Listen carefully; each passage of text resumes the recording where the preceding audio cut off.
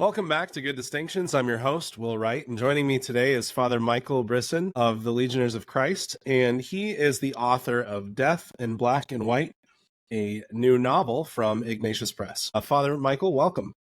Thank you. Thanks for having me. Yeah, it's wonderful to have you. I really enjoyed the book. But first, as I do with all my guests, I'd like you to just introduce yourself to us. Who are you?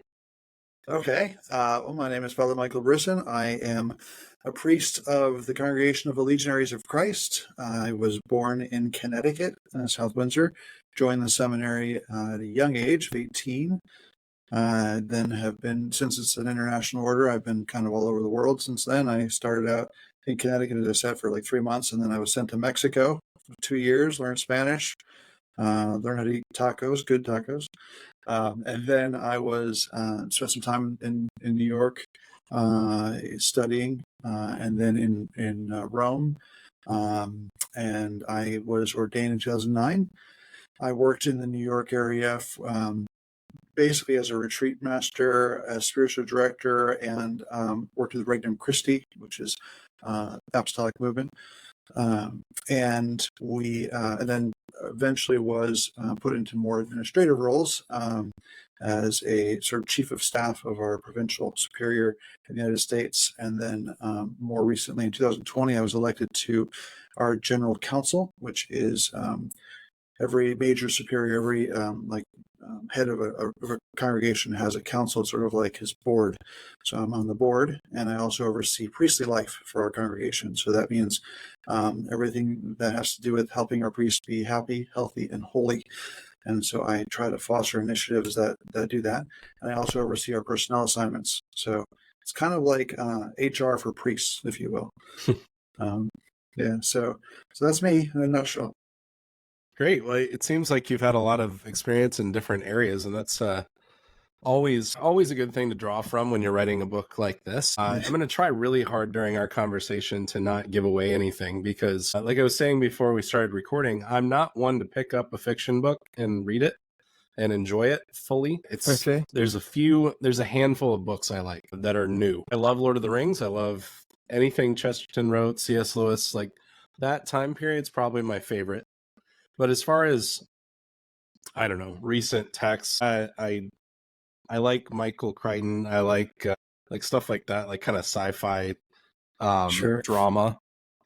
But I picked up the book, and I didn't have really any sort of expectations one way or another. I was just going to read it, see where it led me, and I was in by like page 1. I read it in about 2 or 3 sittings, and I just couldn't put it down. I had to put it down to go with my family occasionally. Right. But man, you did a great job with this book. It's gripping. It has heart. It's true. You want your stories to be true, right? So right, exactly. Even if it's fiction, it's absolutely true, and it's dramatic. It's got organized crime. It's got priestly life. You know, I worked for 7 years at a parish, and I absolutely felt like I was right back in parish life there for a minute. I mean, you got the inner dynamics of the parish office, the phone call from the vicar of priests, and the priest sweating like, oh gosh, what is this? Like, exactly. It was perfect, and it wasn't heavy-handed. And man, I mean, great book. So, and just for those listening, it's called Death in Black and White from Ignatius Press. But I guess I'll start with this. What was the inspiration for this book? Like, why write a book? It seems like you've got your hands full with a lot of administrative tasks. A great question. I wasn't planning on writing the book. I had always, so since I was a kid, I was always very creative. I loved, role-playing games. I wanted to make movies. I wanted to be a filmmaker. So that was always kind of there. And then I was always a writer. I loved short fiction. My teenage years, I would spend hours writing short fiction. I would start at 10 o'clock at night and work until 4 in the morning during the summer.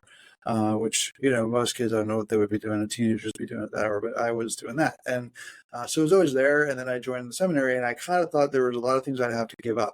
Like I'd have to give up skiing, which is another passion of mine. I have to give up cinematography and writing and anything artistic because, we're priests, so we have to be like serious and, have just reserved and pray all the time, which turns out not to be the case. There's lots of opportunities to be creative, but mostly that's been found as outlet in preaching that I do, or retreats that I preach. So I use a lot of imagination in that, and that also takes up a lot of what someone termed psychic RAM. So during if for example I would have a Sunday homily, I need to be preparing that from Monday. I've got ideas kind of churning in the back of my mind, and then.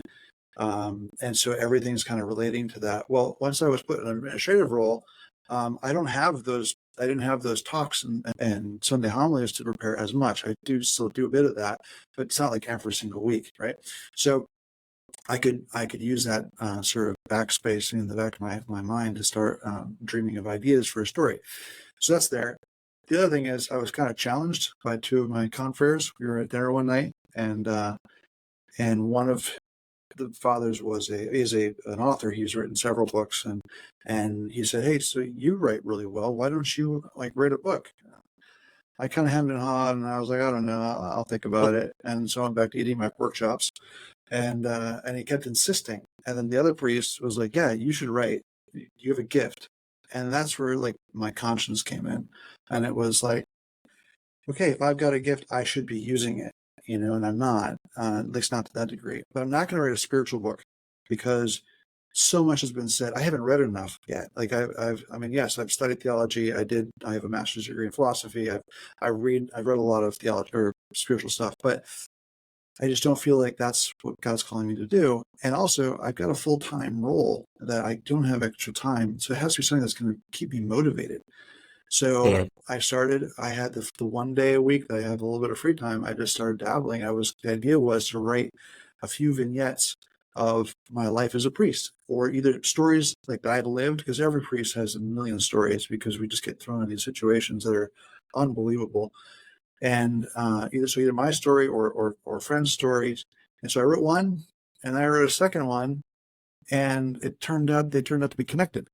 And then they just kept going, and then it ended up being a novel. And then I had to go through it. I was at the same time learning a lot about fiction writing and the art of literature, of the art of fiction, of storytelling, which helped me hone that skill, which is applicable in lots of different ways, but particularly in writing fiction. And I've also been, a big reader. So I love fiction. I love literature. I love the classics. Jane Austen, Tolstoy, Dostoevsky, Dickens, all of those. So, I just, and some modern stuff too. Anyway, so that's kind of a long answer to your short question, how I started. And yes. Well, that's fascinating, and I'm glad you did, because you definitely have a gift for fiction writing. I write a lot. I mean, I write thousands of words at least a month. I don't know. I've slowed it down a little bit because I've done kind of like you said, when you have these homilies. Well, I've been preparing for classes because I teach undergrad as well as high school. So Okay. I've got all that churning in my head. So I've slowed it down, but I've tried writing fiction a few times, and I don't have it. It's not there. Yeah. Nonfiction, you got it. Different levels. It could be high academic or accessible, but fiction is not my thing. So it's fascinating. I wanted to ask you a little bit more technical question based on what you said. You said you were writing sort of these vignettes, and they all sort of came together. But what struck me about your story is that there was nothing sort of dangling. Every story was finished. It all fit together. So, I mean, at what point did you have to go, okay, this is turning into a full-length book. I need to make sure the thread works. Yeah, great. So it was probably after, so I'd written the two stories. And so the one story was this elderly lady who I visited one time, and she ended up telling me her life story, which is pretty dramatic. She had married a guy after 6 years, had 4 kids, and then he ended up being diagnosed with paranoid schizophrenia. And then she ended up stayed committed to him back at a time when she could have put him in an institution, but she raised the 4 kids and helped her husband, and it was just an amazing story. So I wrote that up with all the the warmth that a story like that could have, and the drama. And then the next vignette was another story of a guy priest who had this experience. He was called one night late, to hear that someone of the others, I got a guy that needs last rites. And he's like, okay, well, just give me the hospital room or the house address, whatever. I'll go there. He goes, no, we'll pick you up. So he ends up picking him up, taking him to this farmhouse outside the city. This is not in New York, it's another city, East Coast. And the whole setup was like mafia. Like there's a guy at the door guarding the door, and he takes him upstairs, and it's this young guy, like probably, maybe early 20s, who was nervous as can be. And turns out he was there to hear his confession because they were going to knock him off. He had seen something, heard something, whatever, and he was a liability. And so they're giving him a chance to go to confession before they take him out. And it turns out that's an actual mafia ritual called the White Death. Now, I've never heard of that before anywhere else, but this priest told me, that I was there. He told me this is how it works. So I wrote that story, obviously totally fictionalized in New York. So when the priest that I'm writing about, this priest who's going to the upper room, but not in the city, and he opens the door, and who's there? It's the son of the old woman of the first story. And I was like, oh, this is actually connected. And that's when it really did. And then I started saying, okay, well, if I were in that situation, what would I do? Like, could I just hear the confession and leave? Or would I be like, oh, wait a minute, these guys are like doing this nasty stuff. I got to stop them. Or maybe, I don't know, call the police. But what if I call the police, then they'll know it was me. And then, then I'm putting other souls in jeopardy. And, so all these kind of, question marks. And then that's where kind of the tension and the conflict, which every story has a great conflict. So getting back to your technical question about, everything being connected. So in part, so there's a lot that's not in the book. So there are chapters that I wrote and are not there because they were irrelevant and didn't drive the plot forward. Every scene, every scene has to drive the plot forward. No character can be irrelevant. No secondary character can just be there. I mean, you can have a couple maybe that are just, a bartender who has, who's there, but you need everything kind of needs to be connected. And I thought that was very important. And it also is satisfying for the reader because they're like, oh, so that's how it plays in. And like, there was this thing that happened in the first act or the first part of the story, and then it shows up in the third part, and you're like, oh, so that's kind of fun as well. So it has to be as well entertaining. It can't just be all deep stuff. No, it was really good. And you brought in the theological elements, I think, in a way that was perfectly done, that it wasn't preachy. It was something that it's there, it's present, but it's part of the story because obviously the protagonist is a priest who's incidentally trying to be a good priest, very imperfect as he is, as we all are, but he's trying to remain faithful to the vows that he took, including the seal of the confessional. I mean, it's all in there and it's all part of the plot, and it's all part of this, as you call it in the book, this Rubik's Cube to try to figure out. But then you add these elements like the feds trying to go to a Chick-fil-A on a Sunday. I was like, this is hilarious. So just these light little moments of like, okay, this is a real story. The other thing I noticed is you clearly like classic movies. Yeah, probably not as much as the protagonist because that's kind of his thing, but I love classic movies. Okay, I love, because he does. Yeah. Oh, he does totally. Yeah, that's his thing. Yeah. You have to. I mean, I think characters to be interesting need to have a personality. They need to have things that they like. Their likes and what they hate and what they're addicted to. And it's like I'm kind of writing one now where he's addicted to coffee and he has to give up coffee. So that's kind of a leitmotif, which is banal and what have you. But it gives like three dimensions to the character. So in this case, he's a movie buff. He loves, and he's constantly seeing the world through these, like flashbacks to these movies he's seen, and that's kind of. And I think we do like people today that are pop culture is so much part of us. Like, I mean, it's all around us: Netflix and Prime, Amazon Prime, all that stuff. People tend to like think in story, and they think in and they compare themselves to like characters in movies and sometimes, or either aspirationally, like I wish I could be like that person, or I can't be like that person. I think good fiction does that, right? It shows us how to live, and it gives us frames of reference. So that's kind of what he's doing as well. I also I find it ironic now knowing how administrative your role is and seeing some of the administrative characters in here who are just awful. So that was kind of funny. Not that all administrators are bad, obviously. We need them. They're very important to the church. Yeah, and there's a bit of a caricature there, which I think, I mean, it's also part of the fun of the book that I do paint some caricatures that are based in a bit in reality. Like we know people like that, and I think some people who are in administrative roles for a long time can just start to see the world, if especially if they're priests who are. I think Pope Francis talks a lot about this, about getting out and being with people, right? Because it's true. I mean, especially those of us who tend to be more introverted, we can get kind of just into our administrative world, and that's what life is. And we start to deal with even with people as if they're processes to be completed, Hmm. and that's a danger. So it's also kind of a warning. I don't want to be like that guy. Well, and the characters were also, as you say, three dimensional. They're complex. They're not all caricatures, especially the primary characters. Like, I'm thinking of the Monsignor. Like you introduce him Yeah, as sort of this crotchety old priest who's he's no longer the pastor, so he's just being a jerk to the current pastor. But then by the end of the story, without giving anything away, like you find out he's actually not a bad guy, and he's actually had everybody's best interest in mind from the start.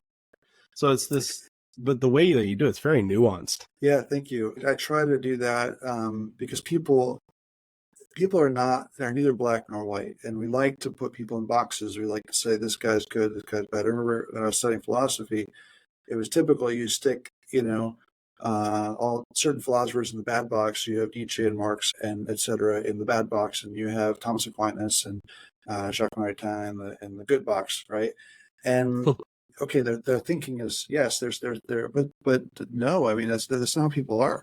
People, the gravest sinners, and I've known some really bad sinners, also have taint of good, and oftentimes the sinners are doing their sin for good reasons, or maybe just pure weakness. But sometimes they're, and I think like good villains never think that what they're doing is wrong.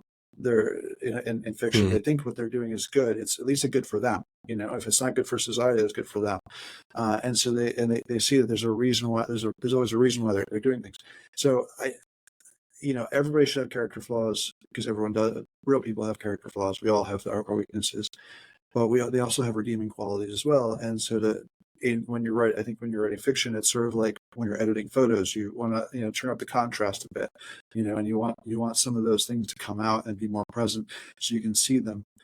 But that teaches us that not to take anyone for like put anyone in a box of good or bad. Everyone has the chance to redeem themselves, even if they seem to be the worst person in the world. If we see them that way, then that does damage to ourselves, to our own souls. No, it's very important, and I can also relate to that from my work in a parish. Is you meet a lot of people. I think currently I'm working as a high school teacher, and you meet the students. Obviously, I've got a 300 something students in the school that I've met, and all my coworkers. But that's nothing compared to the parish where I'm interacting with thousands of people a year who are all sort of weird. Like we're all weird, but like they've got their quirks and they're in their home, right? It's their parish. So they all think that they want it to be this way. And the pastor says, no, we want it this way. And then you've got the inner workings of the parish staff and all of that. So it's this very strange place that I don't think you get in the working world. I don't think you get it in other community settings that are smaller. And people are very complex. The person who I butted heads with maybe in the first couple of years of my work in the parish turns out 3 years later to be one of my closest allies, so to speak. And like I never Beautiful. saw this coming. It's like, and that happens all the Beautiful. time. So it's It yeah, does. people are complex and strange and absolutely can be redeemed. Oh yeah.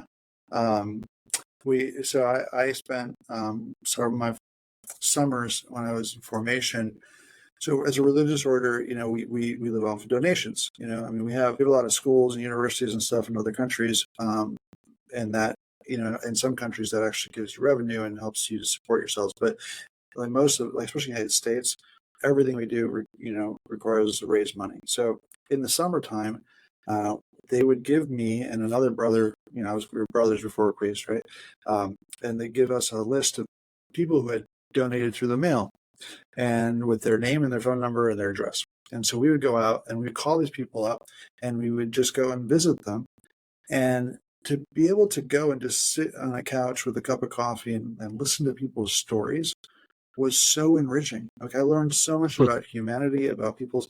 I put the value of my priesthood or my future priesthood at that time. Like it became very clear to me. Like these people really need to talk. They need Jesus. They need God in their lives, and they're looking to their priests. And the reason why they're supporting us is because they want priests and to be out there, bringing Christ to people, and just to hear like what they suffer with. How many parents of older children are torn apart because their children aren't going to mass anymore, and they're like, what did I do wrong, and why aren't they they faithful anymore, and to be able to console them and say you're not alone. Yeah. Or just to hear those stories helps really see the depth and the diversity of people out there, because every person has a very unique story, even if there's some commonalities between them. So if we can do that through fiction and get an eye into different lives, and I can share the experiences of other people through my imagination, I think that's helpful. As you were speaking about these experiences with people, it reminded me of just how many people struggle with the fact that their children are no longer attending church or no longer practicing the faith. I mean, that was the norm rather than the exception. And what I always like to remind people, and so I'll mention this since we're recording for the sake of the listeners, is, in the liturgy for St. Monica's feast day, it says Augustine's conversion came about through her prayers and her tears. And Yes. it's one of the most beautiful lines, that you're not alone. And it took St. Monica a long time and a lot of prayer. But St. Augustine finally came around, and look what that led to, Amen. So definitely don't lose hope. Well, that's it. And hope is, hope and humility are really what can get you through life. Love obviously is the chief virtue that we need to be striving for, and living in God is love. And right, all the virtues are, you need them, right? But I think hope and humility, those two, because if you have hope, you never give up, and believing in God, who's all powerful and all love, and the worst situation will somehow bring about a greater good. And so when this circumstance of parents who see their kids drifting off, God loves them more than they do. So if God loves them more than they do, then He's going to find a way. Obviously we all have free will, and that's, I think, especially as a priest, that's the biggest struggle, is to see people use their free will the wrong way or to reject God, and that does happen. We have to. There's a reason why there's a doctrine of hell, because people can have the ability to reject God. But again, God will reach out to every soul, in every way possible that they can respond. And that's why I really like the books of Graham Greene. He's a mid-20th century English author, part of the Oxford Renewal movement. Just Catholic in an Anglican country, and rather agnostic Anglican country at the time. And he was writing this idea that once you're baptized, there's this seed that's planted in a kind of a hook that's in your soul, and God, no matter how far you go away, He's still going to keep holding on to that hook and pulling you back. And all His stories speak to that, no matter how dark things get. And His stories, they get pretty dark, pretty, but they come back in the end. There's one story which is I won't say the title because I'll give it away. I'm going to give it away a little bit, but there's a character in this in the book that it ends up breaking every one of the 10 commandments, every single one, unwittingly. Oh, not unwittingly, but like he's a simple guy and just trying to do his. But he does one thing, and it leads to another thing, and leads to another thing, and he ends up breaking all 10 commandments. And at the end of the book, the priest, there's a priest in it, and he just says, you know what? At the same time, he loved. And there was a love there that might be his redemption. Because everyone's like, well, he's obviously going to hell. But no, not necessarily. Not necessarily. And I think that's the Christian and the Catholic worldview. Like, everything's redeemable. Everything's redeemable. And in the book, you, I think you mentioned this at the beginning, maybe in the foreword or the somewhere near the beginning, that you're writing this in part for priests, to remember either priests. and to encourage them in their ministry. And that absolutely came through. I mean, by the end of the book, if you're a priest and you're reading this book and you get to the end and you're not shedding a tear, you're heartless. It's beautiful. I mean, at the very end, especially, I was like, okay, tears were coming down. It was just beautiful. Thank you. Yeah, so I dedicated it to priests. I think I forget exactly. I don't have the book with me right now, but I dedicated it saying something to the effect of, for priests, especially those who wonder if what they really do makes a difference or matters.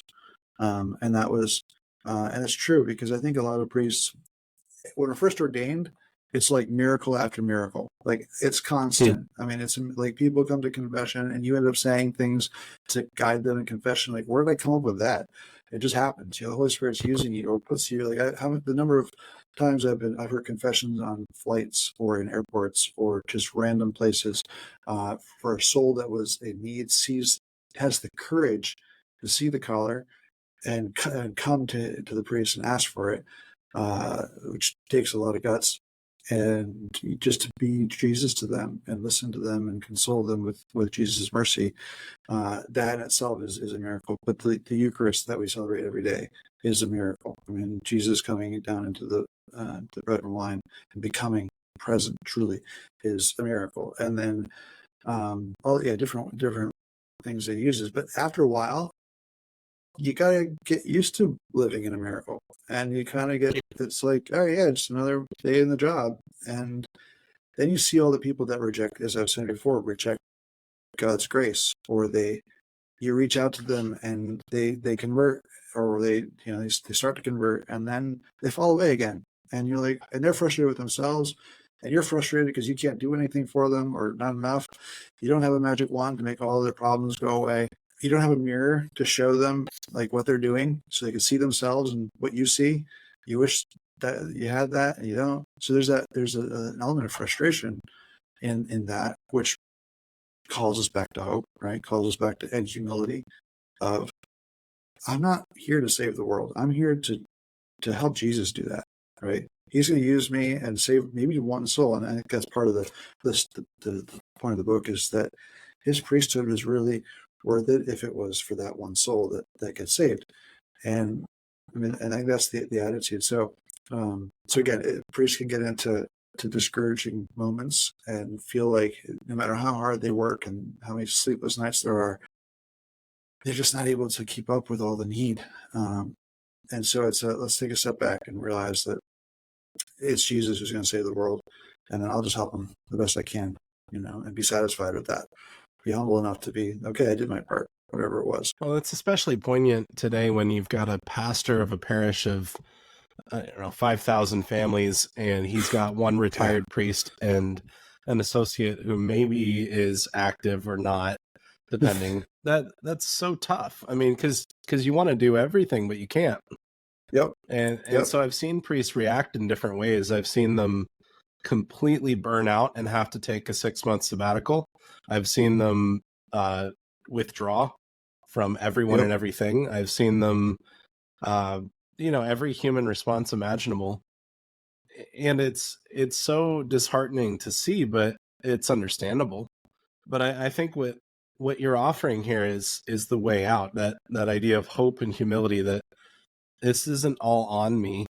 I'm meant to be active in my ministry, which, as Vatican II puts so clearly, is to sanctify the people. I need to sanctify the people, whatever that means, whatever's right in front of me, I'm going to do it. And then I'm going to go home and I'm going to sleep, and maybe get woken up in the middle of the night and go do the sick call, and then come back home, get more sleep if possible. Because it's so easy for anyone, priest or not, to be isolated today, but especially for priests. That's one of the things that I think the church needs to wrap their mind around again, is for those who are diocesan priests, especially, to have true community.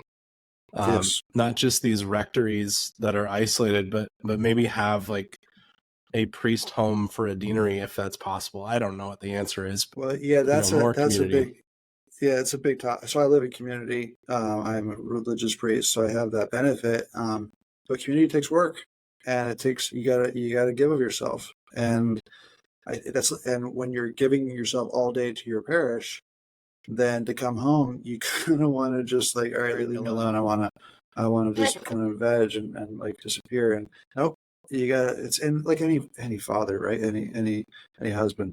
This guy, he goes to work all day and then he comes home and that's you're not off. You gotta be dad. You gotta play with the kids. And you gotta so that's life.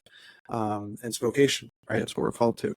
But I'm not saying that that's a bad idea to have. I think you're right. It's absolutely true that priests can get isolated, and you can be isolated. Like even priests that live in community can get isolated, and it's a choice. So it's a call, I think, for all of us to support our brothers and to serve by going out and like giving of myself to my brother, so that I will receive that reciprocally.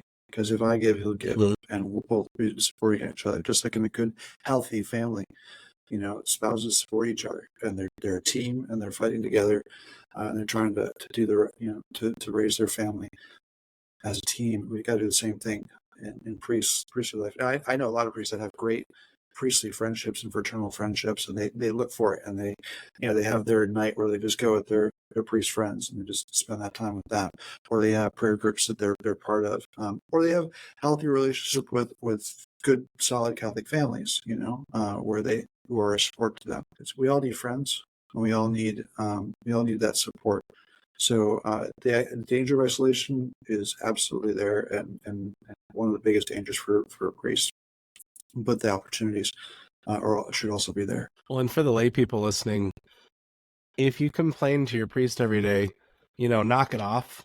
That would be my first, thing to say. And remember that in the parish, the priest is the father, not just in title, but like there's a real sense of fatherly care, spiritual fatherhood over the parish that he's been entrusted.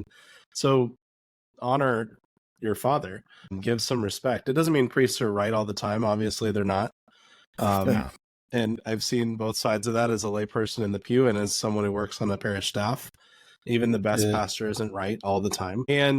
But nonetheless, we still need to approach people with respect. It's one of the things, I'll bring this back to the book. You do a really good job of showing how priests have this way, getting people to drop down their guard and give their whole life story within 2 sentences. I've seen this. And it's, I imagine, because obviously I'm not a priest, but I imagine that could be absolutely exhausting if you're not approaching it with humility and hope. It can be. It's part of to carry other people's burdens is hard. And obviously there are different personalities, right? So there's some that are less empathetic and, don't really get emotionally involved, or it's very hard for them to get emotionally involved. And so, it's less of a burden, or they're able to take it and just, others, they have, soft hearts, and they're like, oh, I feel for you so much and I wish I could do something. And it's like, and they carry it. And then just the empathy is always draining. I think if you're emoting with someone, then that's always going to be draining. At the same time, it's also rewarding because you know that you're there for somebody, and it's in a moment where they need it. And sometimes it can be annoying, especially when you have to go somewhere and you're like, I have an appointment, I need to go, and someone wants to just unload on you, and they're like, and you have to like stop yourself, like, okay, what's the most important thing here? This person is in front of me, or whatever thing I have going on. And sometimes it's not clear distinction, so setting proper boundaries as well. I think everybody needs to learn how to do that, set boundaries. So like you were saying, the whole idea of you need to sleep. Every priest, priests are great, especially the zealous ones will burn the candle at both ends. If you have 10 more hours, even if God gave you 10 more hours a day, you'd still just use all those up and wouldn't finish. You wouldn't get to everybody. So you just gotta do what you can in the time that you have. And what you don't accomplish. Leave that in God's hands. Well, you bring up the fact that different priests have different temperaments, and it's really important to understand, as well as whether you're in the office setting or you're in a school, or you're a priest or you're living in real community, like whatever it might be, everyone has their own strengths and weaknesses. So use that, play to that. One parish manager that I interacted with, I didn't work with him. He had this big dry erase board and he had everything that he needed to get done on it. And I walked in and I looked at it. I was like, good Lord, man, like this is impossible. How are you going to get all this crap done? And he was like, oh, I'm not. I get as much of it done today as I can. And then I go home at 5 and I come back and start again. And I was like, now, granted, this was one of the worst parish managers I've ever met. Just like he was gone within 2 months. But I think that was actually pretty intelligent. That was pretty wise, that aspect. Because I know I've used that, like learning how to prioritize things properly, play to strengths, and let it go and go home. That's tough to learn. It is. The more people, it depends on the personality, but the more people are depending on you for something, you hate to let them down. And so if one of those items is going to let someone down, it's hard to say, no, I'm not going to do that. Or if you have your own, if your personality is more objective, goal oriented, and you're trying to get to a certain objective and get the parish to a certain place, whatever.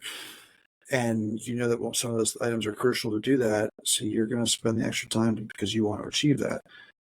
In both cases, it's the answer is humility. It's like, okay, you can only do so much. Yeah, so it's challenging.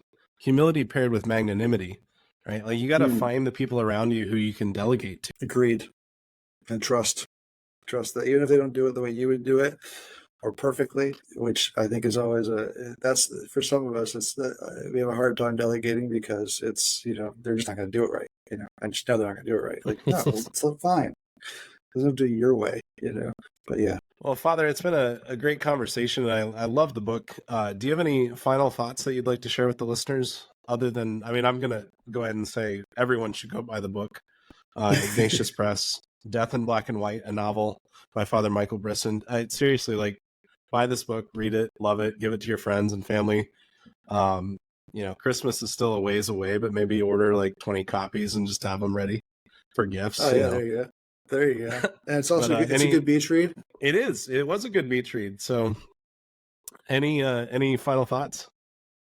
I think we covered a lot of the message. I think what I'm hoping people will get out of the book is a sense of hope, a sense of God's providence and God's mercy, so that you will not be preached to. This is not a book that's going to preach to anyone. It just goes through someone's life, and all things that happen to him. The lessons speak for the life speaks for itself. And I think I hope people enjoy it. I hope it's a little bit of a healthy escape for those who need a healthy escape, and that they be edified by it. So yeah, that's all. Amen. Well, thank you. And for those listening, if you would go to gooddistinctions.com to subscribe for free and check out all the other interviews that I've had and other articles I've put out, and go and buy Death in Black and White by Father Michael Brisson. Father, thank you so much. Thanks. Appreciate it, Will. God bless you.